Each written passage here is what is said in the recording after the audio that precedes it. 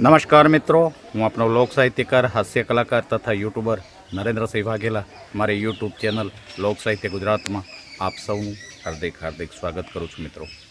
મિત્રો જીવનમાં ક્યારેય બેવડું ચરિત્ર ન રમો. જેવા છો તેવા પ્રગટ થાવ. ઘરમાં કૂતરું પાળીએ, ગાયને સવારે રોટલી આપીએ, ચકલાને ચણ, પછી પાછા નોનવેજ ખાઈએ, આવી બેવડી નીતિથી ઈશ્વર બહુ નારાજ છે. મિત્રોની સંગતથી ટેસ્ટ કરવા પણ ન જાઓ, નહીતર આજનો શોખ એ આવતીકાલની આદત બની જશે.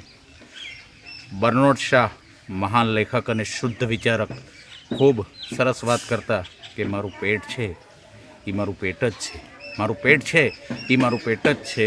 સ્મશાન ગૃહ નથી કે તેમાં હું મરેલા પશુ પંખી નાખું. નોનવેજ ખાવ એટલે એ જ વાત થઈ ને.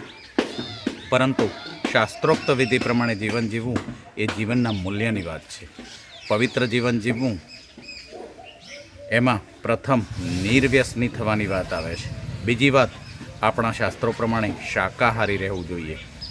આપણા શાસ્ત્રો પ્રમાણે શાકાહારી રહેવું જોઈએ. આપણને એમ થાય કે માંસાહાર અને ઈંડા ખાવાથી ખૂબ જ શક્તિ મળે છે, પણ ના, એવું નથી.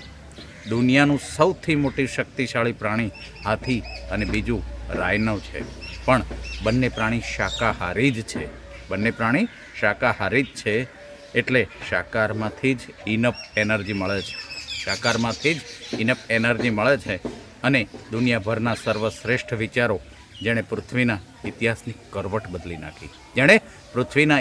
કરવટ બદલી નાખી એવા યુનાઇટેડ નેશનલે 87% વિચારોનું સર્વે કર્યું. આ વિચારો આપનાર શાકાહારી લોકો જ હતા. એટલે શ્રેષ્ઠ બુદ્ધિમત્તા અને તેજ પણ શાકાહારમાં જ છે. જય માતાજી.